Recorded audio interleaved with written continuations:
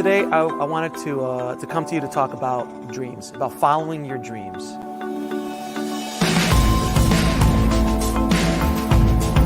Bravemaker means to me to conquer your fears and get over yourself. Tell your story because you are that story. Bravemaker is about having courage to step forward, to face the unknown, and that's where you find your character.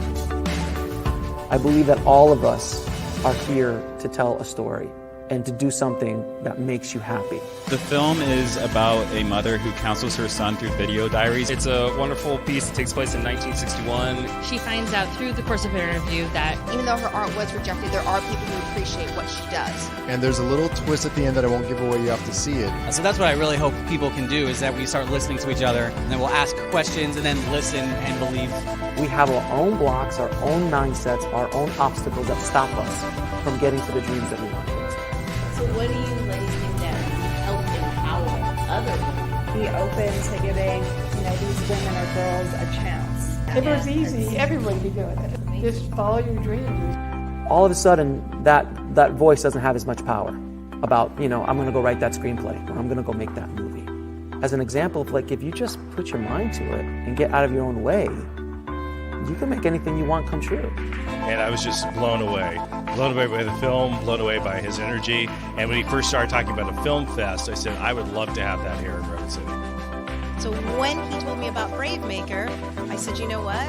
This is the type of film festival that I want to be aligned with. The treasure that you seek is in the cave that you're afraid to walk into.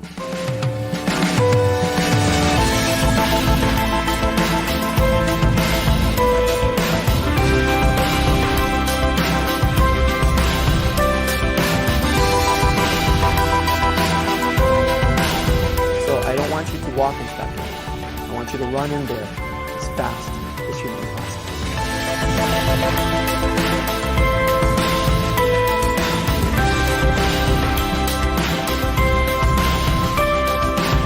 I am a brave maker. I am a brave maker. I am a brave maker. I am a brave maker.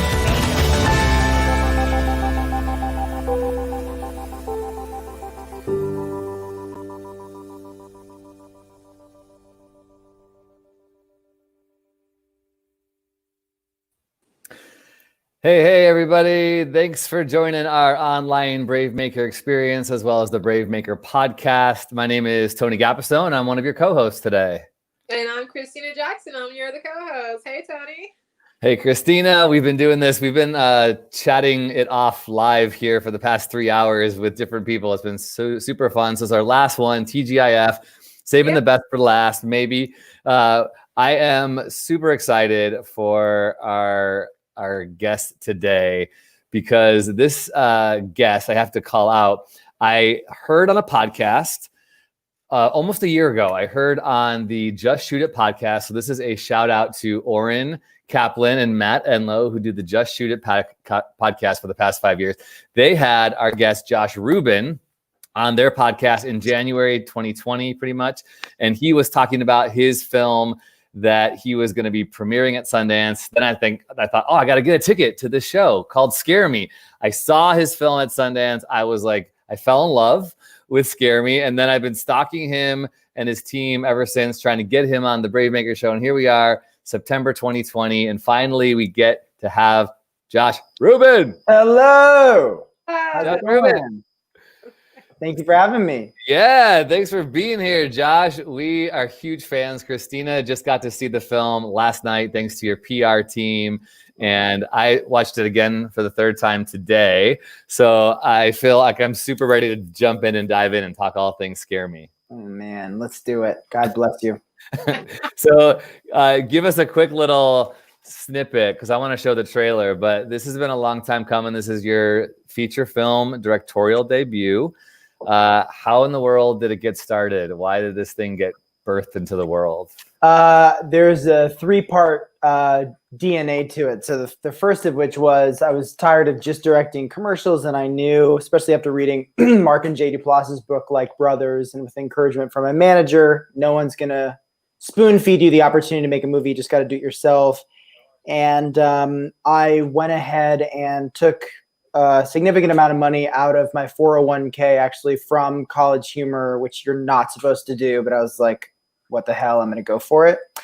And at the same time, especially, previous to that in the script writing process, I began writing at the height or the beginnings of the Me Too movement. And so I was having a lot of conversations with women friends, female identifying friends who'd been abuse victims of various kinds, and who had sort of were the victims of sort of different degrees of gender dynamics in the face of emasculated, typically white men. And I thought, not only do I want to make sort of a horror film that's rewatchable, but I want to target that feeling and those sorts of dynamics. And that's how I guess we got here so quickly. Hopefully it's because I had something to say. I was angry writing.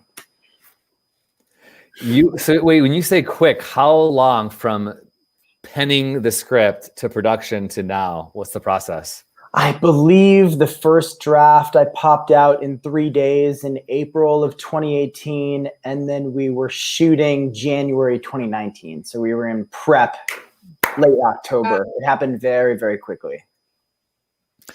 So, okay. So I love this film so much, everybody, just so you know. I don't say that about a lot of things. I really don't gush over guests this much, but this film has so much to say about so many things. Like he said, about women, about the writing process, about creativity and storytelling in general. It is so layered. I mean, this film I keep talking about, like, to horror, to see if people like horror. Some people are like, oh, I don't like horror. I'm like, well, okay, do you like comedy? Yeah, I love comedy. Okay, well, then you need to watch this. Well, I'm not so much into comedy. I really like horror, but then you're going to love it.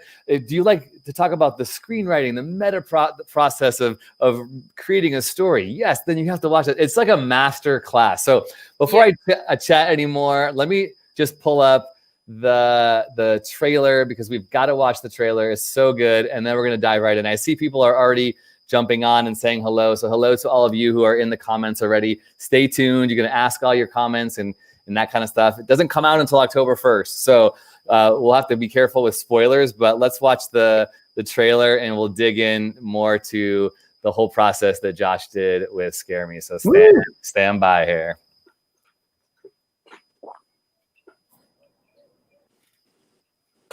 Hi. Hi. What are you running from? Running. Oh, this place looks haunted. I'm writing. Oh, really? Me too. So what are you working on? It's kind of a revenge story about werewolves. You written anything I've read? Or? I just wrote a book called Venus. You wrote Venus. You're a best-selling author. I'm so sorry. This road is actually only for best-selling authors, so it might kick you out. You're not so great. Huh.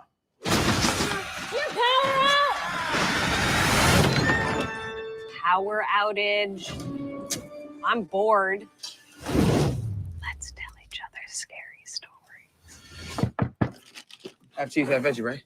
You seem like a fella who might be interested in some scary stories. And you seem correct. Hit me, Scare Master. So, there's this little boy. You hear something. Yes. This is a part in the story where the creepy strings kick in. Everything goes into slow motion. Jesus Christ, dude. It's a good story, right? It's just been done like, I don't know, 600 or 700 times. Just because you're the best-selling author doesn't mean you get to school me on the story. Actually, yes, it does. Look at you! You are emasculated! I'm going to get you. Run, Jason! No witnesses! Do one about dead babies. Like an army of them? You know, they got like little baby hands. They just like, we don't want bottles, we want blood, you know?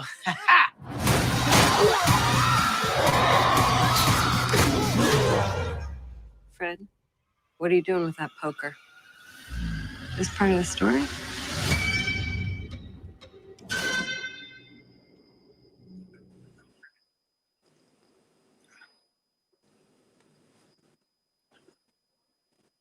Tony, you're on mute. I had to mute myself because I didn't want to interrupt the trailer because I was saying so many things. Take it away, Christina. What do you want to ask first? So good. The title. How did you, scare me? It's just perfect. And it was just enough to pull me in because I actually don't do real scary movies. More of a like Chucky, like older throwback. I won't do horror movies. So how did you jump in with that? It's perfect. It's perfect. Well, I've been a producer, and even before that, just coming up in my time at College Humor, I was in the business of viral videos for so long. So everything was about like, what's the punchiest means of getting people's attention in as little amount of time as possible. And part of the reason why my first film's a genre film is because, from a business perspective, genre film sells. It has sort of a beloved, very loyal family. And, taking all that into consideration, I thought, okay, well, I need a punchy ass title. And Scare Me, there was Scare Me, Let's Scare Fred, Let's Scare Each Other. And ultimately Scare Me just, it really hit. And even though, our lawyers did a title search, and we found that there is in fact another Scare Me that came out before our movie that's very, very different from this one. We just went with it. We were legally able to do it. And, it was just that amalgamation of like, okay, what's the punchiest way to pull people in? And we landed on, 2 syllables. What I loved about it, I felt challenged reading that. I was like, oh man, somebody like this is gonna be good. So it made the movie feel like an experience to have. No, thank you. So I had the privilege of seeing this film in the snowy mountains of Park City, Utah at Sundance. Who knows if that was the last ever film festival we'll ever experience like that again. I don't know. But I saw it at the Library Center. And I'm not kidding. I saw it like around it wasn't exactly midnight, but I think I left around 12:30 or 1. You had already gone, so I didn't get a chance to meet you at that point. But it was just like, dude, how the hell did you do that in 3 days? The brilliance of from start to finish. The film only has really 4 characters. There's 5 if you include one small person at the end. I think the credits have 5 actors, but you have 4 actors total, really 2 main actors the whole time, 3 if you include, the pizza guy, Chris Red. It's brilliant. The monster in the house stuff that you have, the references to Jaws and Misery and all these other takes that you have. Gremlin. It's mind-boggling how much information you pack into this story. Like it truly is. If you want to be a screenwriter, you've got to watch this film. If you want to write novels, you've got to watch this film. Oh my God. Because there's just so much you pack into it. And people are commenting here, looks really fun. Love the babies want bloodline. So dope. The acting also looks really good. Well, obviously, Josh Ruben here was the main actor, so it is really good. But can you just comment? How do you not have a big head with this whole thing and not like live on top of the world? I'm sure as a creative, it's not easy. Or it's easy not to. Dude, I thought my moment was coming so many times. There have been so many missed opportunities. I've been close to getting, cast on SNL, on 30 Rock, M. Night Shyamalan movies. And I've been doing like the hustle for a long time. I went to acting school when I was 18 years old. And I think maybe worst of all and best of all is I have parents, especially my mom, who's so supportive. She was like, you're going to be the next Jim Carrey, like every day until yesterday. And so with all that rejection compounded when the moment like this, comes around, even though I wished for it so early on and would have begged for it at 21, I've never been more equipped to make it and make it as quickly and efficiently with the network that I've amassed over the years as I was at, 35, So there's that piece of it. And then as far as the screenwriting piece of it goes is, you sort of go, I'm going to write to my resources. I read Mark and J.D. Ploss's book, Like Brothers. That was a major inspiration. And also just kind of the, no one's going to spoon feed you opportunity. I often even bring up Steve Jobs, to young filmmakers and young creators who ask me like, how do you do this? And the answer is like, oh, it really is like picking up the camera and just doing it. whether you have $1 or $20,000. It's never going to happen unless you do the thing. And so I did the thing, and part of it in the script writing process was not only, again, being angry about the world and the state of the industry as far as the Me Too stuff was concerned, even though that's sort of, a fraction of the film, but knowing that I loved horror films, that I was going to write to my strengths as someone who loves like making noises and doing very idiosyncratic, unusual comedy, and also acting opposite a brilliant actor or actors, especially an actress that wouldn't be sexualized, that would, in fact, the opposite would be the case, that she would, get to do wild and crazy sort of, unusual things and have acting challenges that she might not have otherwise had. And Aya Cash was just, perfect and trusted me. Thank God. She's incredible. If you don't recognize that name, Aya Cash is currently in my other obsession, The Boys, on Amazon. She plays Stormfront. Now, I hadn't seen Aya in anything previously. I saw her obviously in Scare Me in January 2020, and she's phenomenal. But as I'm watching season 2 of The Boys last week or 2 weeks ago, whenever it came out, season 2, I'm going, why does she look so familiar?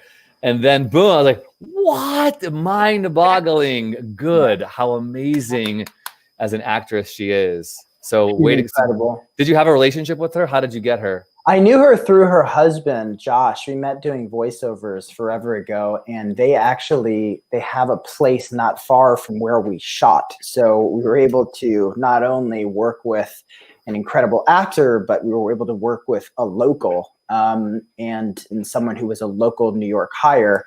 And so it was the best case of all worlds. And Aya had just done an interview. I forget for which publication, but I had it taped to my wall when we were in prep, where she was like, I want to do something challenging. And she's made the joke since where she's like, Josh, I meant like a period piece, not like, barking like a dog on the floor and crawling around in the cold and, doing all these different voices and stuff. So it was sort of an easy ask. I sort of asked her directly, and it luckily she again trusted me.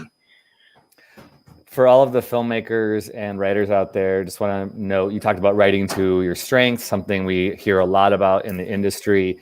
So can you chat a little bit about that? So did you have access to this cabin? You talked about, obviously, you love the improv, you love the creative, funny, quirky sounds, you added all that stuff in. Talk about once you wrote the script, then how you pulled all these things together. Well, again, going back to these supportive parents, and I'm in an extremely privileged situation to have parents who are so supportive. And, the house that they currently live in is the house that my mom grew up in. It's an old farmhouse up in Woodstock, New York. And it's sort of where my heart is. I mean, my God, my sister laughs at me every time, but I actually have a tattoo of it on my arm. I knew I wanted to shoot at home, and I knew that I could make it a homey experience, a familial experience to shoot at some Airbnb in town while housing a few folks for free at my parents' house, where my mom would go out of her way on her own volition to make breakfast sandwiches and, host a dinner or 5 throughout the course of this movie in order to compensate for the fact that we're not paying like tier 3 rates on this movie. This was a very low budget film. So a piece of it was like, let's base out of this house.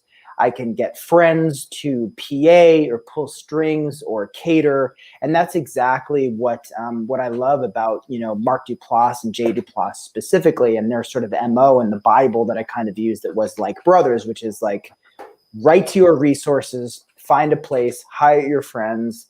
There was a situation where, Brendan Banks, my co-producer and my DP, who was essentially the director when I was not behind the camera, he was my creative eyes and ears, where we were like, if we don't get the money to do this, let's at least make the promise, like, even if you're holding the boom and acting in it, we're going to make the $5,000 version of this thing. And luckily, once the script was written and with the state of the world and Get Out had come not that far before this film went into production, we were able to sort of use a social commentary based film to sort of help, levitate or leverage our chances. And also for the cost, I always knew it was going to be low cost with few actors. And luckily we found a few investors that put us over the edge and made it possible. Amazing. Can we say how much did it cost to bring this film to life? I can tell you it is so far below the 4s and 5s. I'll just say it is a low 3-figure, a low 6-figure, might as well be a 3-figure. I think our PR team would probably kill me for saying that, but it was, we went to, I think, 5 or 6 different investors to pull this thing together. And it was honestly small chunks to make it possible. A lot of deferred payments, all above board and everything. I called the DGA. I'm a union member. And I said, hey, if I had the money to make this thing, but it was absolutely tier 0, tier negative, could I do this thing? And they were so helpful. They were like, yes, you can do it. Don't worry about the kind of, this reputation we have of making it impossible for you to make a film as a union director. You can do all kinds of stuff, defer payment, you can make exceptions, and they were really wonderful to work with. And how many days were you filming? Because I think that's also part of the challenge too, right? When you ask somebody to work at tier 1 or 0 or wherever as a screen actor, which I'm in the guild, SAG, and I'm trying to also produce and direct my own films. It's almost like, it's hard when you're going, can you work at this rate? But then how many days are you going to have them on set? So what did it look like for Scare Me? Well, for Scare Me, we shot 14 days, but with the blizzards, of which we got snowed out twice, I think we had 2 half days. So it was essentially a 13-day shoot, of which I had Aya for 9 days and Chris for 2.5 days. Wow. And actually Becky Drysdale, who plays Bettina, I had her for 1 day. So the 1 day, it's like we start the day with her in the car.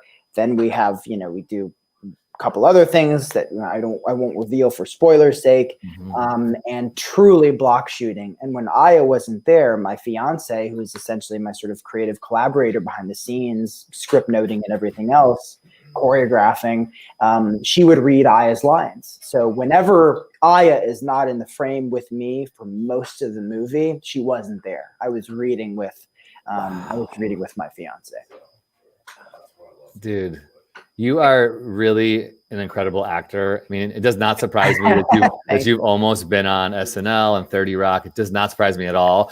In fact, I think we need to take a quick little commercial break to spotlight some of Josh's moments on College Humor. If you don't recognize Josh, he has been in, millions of viral videos. Do you actually have a number of how many videos of yours have gone viral?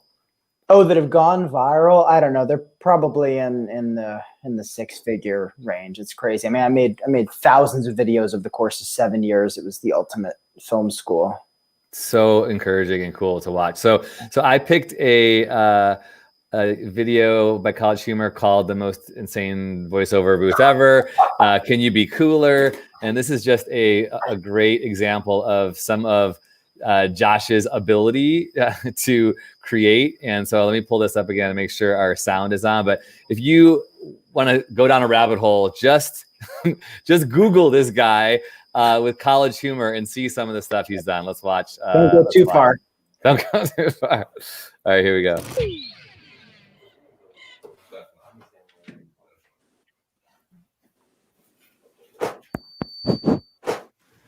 Hey, Josh, thanks for coming in. Yeah, sure. Josh, it's going to be a couple quick tags. I'm going to push a couple buttons back here, and we'll get underway in 3, 2, 1. 3, 2, 1. Tonight at 9, only on Vortex. Great, Josh. Could you try it this time a little cooler, like a cool guy, right? Cool. Tonight at 9, only on Vortex. I thought that was excellent. A little cooler, though. Your throat's sandpaper, all right? Get that rasp in there. Tonight at 9, only on Vortex. That was great. Just a little bit younger. Okay, Josh? Tonight at 9, only on Vortex. Okay. Just a hair younger. Tonight at 9, only on Vortex. Now you're a 6-year-old who just got into a tricycle accident. Tonight at 9, only on Vortex. Now you're a fetus coming out of the womb. Tonight at 9, only on Vortex. Now you're the sperm about to puncture that egg. Tonight at 9, only on Vortex. I thought there was a lot of solid stuff in there. So I think we should move on. Can I hear what a guy in his 30s sounds like? Sure. Tonight at 9, only on Vortex. A guy in his 40s. Tonight at 9, only on Vortex. Still in your 40s, recently divorced? Tonight at 9, only on Vortex. 50-year-old? Tonight at 9, only on Vortex. 50-year-old that fell down the stairs. Tonight at 9, only on Vortex. 50-year-old as he's falling down the stairs. Tonight at 9, only on Vortex. Good. How about a 90-year-old? Tonight at 9, only on Vortex. 90-year-old man that just found a piece of raisin under his fingernail. Tonight at 9, only on The same 90-year-old man, except now he has hot sauce thrown on his face. Tonight at 9, only on Vortex. The same 90-year-old man, except he's mistakenly taken a little girl and put her on his knee, thinking that it's his granddaughter, but it's not, and he figures that out. Tonight at 9, only on Vortex. 100-year-old man on his deathbed, surrounded by friends and family, blah, blah, blah, about to die. Tonight at 9, only on Vortex. Can you call out to the light, Josh? Tonight at 9, only on Vortex. But remember, he's supposed to be cool, so. Tonight at 9, only on Vortex. Good. I feel good. Do you feel good, Marcy? Great. We got a lot of good stuff in there, Josh. You're done for the day, pal. All right. Thanks, guys. Tonight at 9, only on Vortex. That was awful. I'll call him back in. Oh my gosh. Dude, you got a gift. You're Memory lane. Holy mackerel. I'm still doing the same stuff. It was fun to watch you laugh at yourself as you were in the virtual green room. I love that. That's so good. So, dude, I mean, I'm so like happy to get to connect with you and know you and see a little part of your journey here. I want to pull in some questions. So if you're watching, I see all of you are watching. We're getting some comments and questions. I'm just going to pull in some stuff. First of all, we got a comment. Veronica, she's been a part of our screenwriting group here with Brave Maker. I was actually recently talking with a friend about how women tend to be pushed into very restrictive roles in movies where you don't get to be goofy or fun without it feeding into some stereotypes. I'm so thrilled to see that the female actress in this movie has such a refreshing role. Yeah. Any thoughts on that, Josh? I mean, it's interesting too. In the first 10 minutes of the film, again, we're not doing any spoilers. You when you see a man and a woman on screen, you go, "Oh, what's going to happen with these two?" And it's cool and refreshing to see that's not really what happens with those two when you first see them. So, do you want to say anything more about that? I think again, it writing to my strengths and also writing to what I would like to see as a filmmaker and also self-proclaimed feminist, let's call it. I wanted to set out to, and I think it's something that was a seed planted in me from very early on, being one of the many dudes working at College Humor, making several videos, in fact, video after video about boobs and beer and video games. And I always, I think from very early on, actually Sam Reich and I were just talking about this. He now essentially owns College Humor. We were all rebellious to the name. And we were all rebellious to, certainly as the years went on, to sexualizing women, even though that was like part of the brand that we all sort of came into hire just as like people who loved movies and had a gig making, making these sort of comedic shorts. And so from very early on, I was excited about the idea, and it sort of throughout the years conceived different series and platforms and just sort of means to work with actors to see them, to see different sides of their sort of talent. I love the idea of upending expectations. And so it was important to me that, there was very little, if not any romantic storyline in this movie. And it's about something just as visceral, which is gender dynamic and competition between men and women, with that the emasculation and the dangers of that. Question from Robertino. He's a part of our Brave Maker programming team. He says, did you think of casting a male lead or always had yourself in mind? Do you prefer acting or filmmaking? Maybe is he talking about writing and directing? Yeah, I always had myself in mind. It was another piece of that sort of puzzle moving forward. Hey, write to your strengths, write a vehicle for yourself to sort of use going forward. So I always knew that I would sort of pull the Jim Cummings, if we're using the Thunder Road parallel, and do it myself. And also it's cheaper. I could defer payment at the very least as a director. I had to pay myself as an actor. SAG was a bit stricter there. Yeah, I think I've grown to prefer filmmaking a little bit more, just a pinch more, because of the control factor. I like being a leader, and I like I like going out of my way to make a comfortable set, to make people feel good about themselves. And I think that's, from an actor's perspective, you want to be the director that makes you, if you were in the actor's shoes, comfortable. And that's what I really love about it, beyond the control piece of it. Mhm. What was the one film you saw that made you want to direct? Oh my God, so many of the movies that I saw as a kid. I think I don't know. I never really thought of it from that perspective, but probably one of them that comes to mind is Defending Your Life, the Albert Brooks movie. It's one of my absolute favorites. It's just a great film. You know, Jaws, probably any of the Nightmare on Elm Streets. It's such a vast, various spectrum of films, but I think there was something about each of those where I was like, wow, the nuanced performances and wow, the visuals. There was something about that. I had a growing appreciation throughout the years, where sort of like, holy crap, I need to make something like these, like these films. So different. They're all so different. And if you watch Scare Me, you'll see some of those things come through. It was that was a pleasure and joy to watch. It was. Christine and I were texting late last night, like, isn't this, because I knew she was watching it last night, and I was hoping we could chat about it. I was just chatting about how fun it was to have all these references. And as someone who's a cinephile who loves kind of going, oh, that's an homage to this, it was just like you could watch it so many times and pick up so many different things. I'll bring another question, but I have a question about something you might change or what you learned or if you would do differently next time. I'm curious about that. So stand by on that. If I were to watch this film as a double feature, what movie would you recommend as a companion film? That's a good one. Well, that's a really, really good question. I don't know if this is the right answer, but it's a movie that I totally fell in love with. An awesome woman filmmaker. I can't remember her name. I think she's based out of Australia or New Zealand, but Relic. I don't think this is like, it's a very, very dark movie, but it's very different and it upends expectations and it's labyrinthine and creative. And the through line of powerful genius women. I think she's a complete genius, this filmmaker. I wish I knew her name off the top of my head, but a Relic I so love. But if you're to pair it to a more kind of a brighter film, probably the original Creep Show, Stephen King Creep Show. Right on. Relic by Natalie Erica James. Yeah. Oh, she's so good.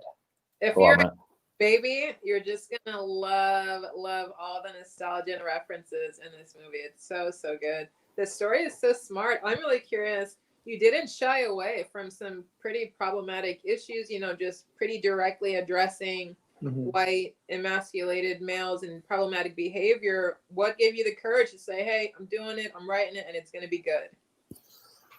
I don't know. I mean, I ultimately wanted to set it to make something that wasn't preachy. There were a lot of conversations we had about like, okay, let's have this not be like the preachy. And I keep referencing Me Too, and it's not necessarily a sexual abuse film by any means, but it goes into something more specific, gender dynamics and toxic emasculated males, especially in the face of a woman's greatness. And without spoiling anything, I think I'm playing a kind of average sad sack guy. I think I'm playing a very normalized man in this world. And I think that's kind of the interesting thing and might be the problematic thing. But there's a lot of people who are going to watch this. And I think there were even some male reviewers. It was so important. We got female reviewers as well. Of course, there have been incredible male reviewers of this film who were triggered, who were like, felt like we had gone after them. That was my perception anyhow.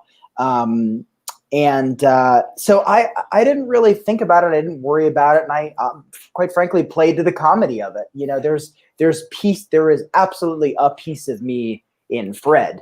And I loved sort of the icky feeling of not only bringing up the subject with other men, but just kind of going there and leaning into it and playing in that, I thought was cathartic and important. It was really interesting, to see Fred so vulnerable, to see how Aya's character really went after him in such a strong, determined, direct way. It was beautiful. Awesome. Thank you. Complimenting acting is huge, but also your sound designer and composer, like all of the sounds that were mingled in and the sounds obviously that you were making. I mean, again, I just can't recommend this enough. So for filmmakers in all of the teams, you know, on the crew to watch this film and realize like how collaborative the filmmaking process is. I had such an appreciation. I was super, super inspired by all of those things that you did. And so as a director of his first feature film that went to Sundance, so I want to talk about that too. What's something you learned, or what will you do differently in the future? Even like, you know, at a high level as a director, but is there something you look at and you go like, I wish I would have done that story-wise or anything? Is there anything that comes to mind? Oh, that's a great question. I don't know what I would have done different. I probably wouldn't have done anything different. The one thing I would have done different is probably made sure I knew what the breakfast was. I got there on the first day of shooting, and it was the coldest day in 8 years in upstate New York. And I walked in, and God bless our incredible line producer and UPM, Andrew and Jen, but they'd gotten a breakfast that was mostly muffins and bagels, and there was no hot stuff. So there was coffee and the like, but you always have to consider food and caffeine. That is like the most important thing. And you know, I didn't quite think of it. I had so much other stuff to worry about, and we were extremely low budget. And this team was like, okay, we'll get the low budget option. You walk in on a cold day, and we're like, holy shit, we got to make sure that, you know, there's never going to be not hot eggs. So that's probably it. You know, that's honestly the one thing I would do differently. That's great. Oh, I dig that. And then let's chat about Sundance. I was, you know, following on Instagram. I mean, every filmmaker goes to Sundance is going to have an emotional journey. But I remember one of your posts talked about you choked up a lot this day. Maybe it was the day of the premiere. Just chat about that whole thing, getting the call, going, premiering, doing the talkbacks. Anything stand out from that experience? It's a bucket list item for sure. And I'm the kind of person who, I was having this conversation with Michael Chernus, who's in my next film, Werewolves Within, and we're talking about like, you know, yeah, it's kind of this built up thing, and it's kind of annoying that your picture taken and do all these kind of events, and it's sort of like you can see people doing their job, like, you know, they're sort of putting on airs kind of in a way. To get your attention and pretending to be your friend, to get a great photo, to get a great interview. And you're kind of aware of that. I'm very aware of quite frankly, the bullshitting side of it. And that's not to say I'm ungrateful about it in any way. The best part about it was being there with my friends. I brought my best friend, Charlie McQuaid. I brought my, obviously my cinematographer, my co-producer, Brendan Banks, and his fiance, Kelly, and my composers, Chris and Phil Hernandez and Chris Maxwell of the Elegant 2. The composers, they've been composing the music for Bob's Burgers forever. And this was their first movie, and they knocked it out of the park.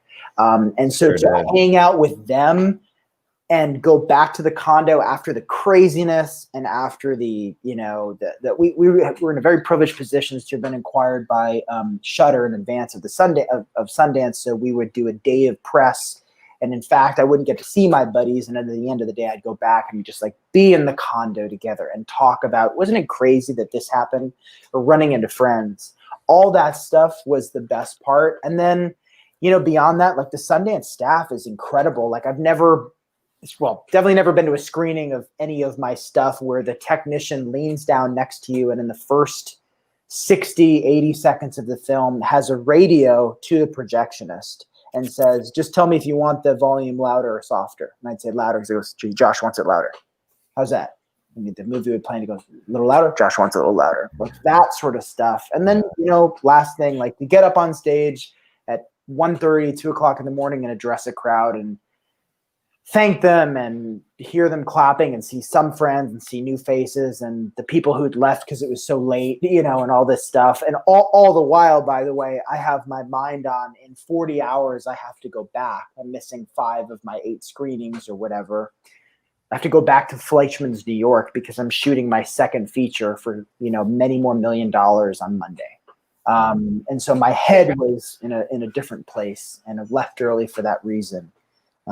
It was great, but the best part is was hanging out with buddies. And if you don't get into Sundance, you're going to hear this from a lot of filmmakers, it is not the be all end all. It doesn't mean you're not the great filmmaker you've always wanted to be at all. I never was before, and may never go again. And it is what it is. But it's just an event. Beautiful. I love it.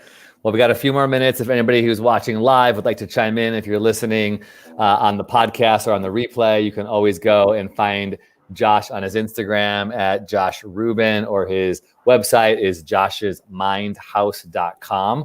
But we always like to hear people share some just tips. We're Brave Maker is all about conquering your fears and just going out there and doing it. We don't need to wait for permission. You don't find your value in how many likes you get or what people think about you. You got to tell your story. That's what we're about with Brave Maker. Brave stories change the world. So be the story. You are the story. What thoughts come to mind when you think about those who are waiting or wanting or have an idea and maybe are finding themselves blocked in their own fear or challenges with finances or whatever? What would you tell them? What do they need to do? You have so many great resources, especially right now. You have, Rob Savage just made a film entirely on Zoom, and it's the biggest horror movie of the year. He now has a 3-picture deal with Blumhouse. It's called Host. It's also on Shudder. You have a webcam. You have Zoom as a program. You've got narrative podcasting with a microphone and with iMovie on your computer or the Vimeo app on your phone. You have a smartphone. I know you have a smartphone. Pick it up and shoot something and make something.